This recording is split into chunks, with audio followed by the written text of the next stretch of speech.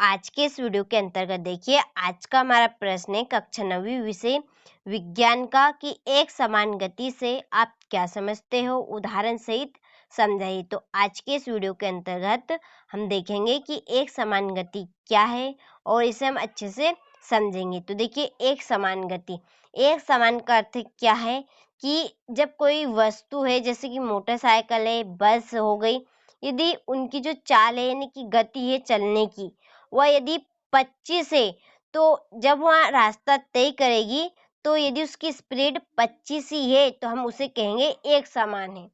जैसे कि समझ लीजिए, हमें व्यक्ति के चलने की चाल, यानी कि वह धीमी गति से चल रहा है, तो वह धीमी गति से ही रास्ते को तय कर रहा है, तो उसे हम कहेंगे वह एक समान गति से ही चल रहा है। तो उस एक समान गति है, वह जो गति है उसकी चलने की, उसे ही एक समान गति कहा जाता है। तो देखिए कि जब कोई वस्तु समान अंतराल यानी कि समान समय में समान दूरी यानी कि समान रास्ते को तय करती है, तो उस वस्तु की जो गति है, जो चलने की गति है, उस गति को ही एक समान गति कहते हैं। किसे कहते हैं हम एक समान गति?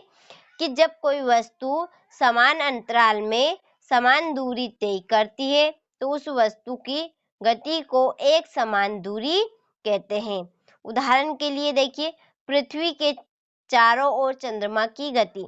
देखिए, जब चंद्रमा पृथ्वी के चारों ओर गति करता है, तो वहाँ एक समान रूप से समान दूरी को तय करता है। इसी तरह सूर्य की जो गति है, वह भी एक समान रूप से वह समान दूरी तय करता है, तो उसे ही हम क्या कहते हैं? एक समान गति। जो एक समान रूप से समान दूरी को तय करता है, तो उस गति को ही हम एक समान गति कहते हैं। तो आपको अच्छे समझ में आई होगी परिभाषा कि जब कोई वस्तु समान अंतराल में समान दूरी तय करती है, तो उस वस्तु की गति को हम एक समान गति कहते हैं।